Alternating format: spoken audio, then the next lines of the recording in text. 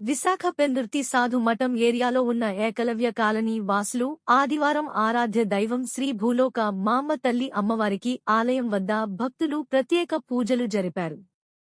మాకు ఆరాధ్య దైవం, దేవత అయిన శ్రీ భూలోకమామ్మ తల్లి మాకు ప్రత్యక్షమై ప్రజలను చల్లగా కాపాడి, కుటుంబాలతో సంతోషంగా ఉండాలని అమ్మవారిని దర్శించుకుని ప్రత్యేక పూజలు నిర్వహించారు. భక్తులు పెద్ద సంఖ్యలో పాల్గొని ప్రత్యేక పూజలు చేసి అమ్మవారి కృపకు పాత్రులయ్యారు.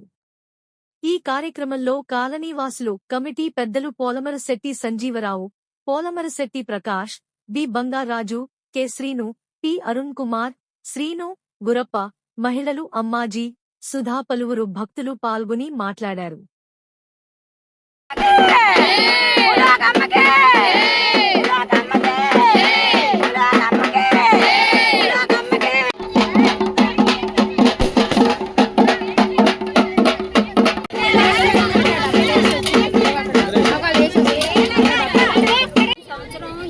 సమయంలో అమ్మవారు మాకు అంటే కల్లో కాదు నిదర్శనంగా దర్శనమిచ్చింది. మా ఊరికి వచ్చి ప్రతి ఈ 3 ఊర్లకి మధ్యలో నేను వెలిసాను. ఊరికి కొద్దిగాను నన్ను ఎవరు ప్రశ్నించట్లేదు.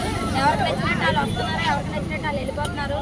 నాకు ఊరు మొత్తం మీద పసుపు కుంకాలు నిండుకుండా నీళ్లు తెచ్చిస్తే నేను ఊరిని అనుకూలం చేస్తానని అమ్మవారు మాకు దర్శనమిచ్చింది. పోయిన సంవత్సరం చేయలేక అప్పటికప్పుడు అయిపోయి మేము చేయలేకపోయింది. ఈ సంవత్సరం ముందుగా అందరమే అనుకోని ఊరి జనాలు అందరమే అనుకుని ఒకేసారి అమ్మవారు చల్లగా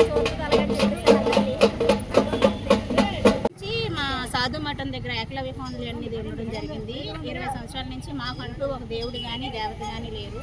వెళ్తుండగా భూలోక తల్లి కల్లో కనిపించి మీకు నేను ఉన్నాను, ఊరనేది మీకు కల్పిస్తానని చెప్పడం జరిగింది. ఆ విషయంలో మేము వేడుకగా భూలోక అమ్మవారి పండుగ చేసుకోవాలని చేసుకున్నాము. అమ్మవారిని తలుచుకున్న తర్వాత సీసీ రోడ్ అనగా గ్రామానికి మంచినీరు అనగా రావడం జరిగాయి. అందుకని అమ్మవారి పండుగ వేడుకగా చేసుకుంటే చేసుకున్నాం. మేము అసలు ఏ పూజలు చేసుకుందామని కూడా లేదు.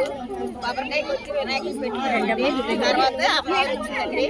అమ్మవారు వచ్చిన తర్వాత మన అందరికీ బాగా ఇల్లు కట్టాలని, అందరూ ఉండాలని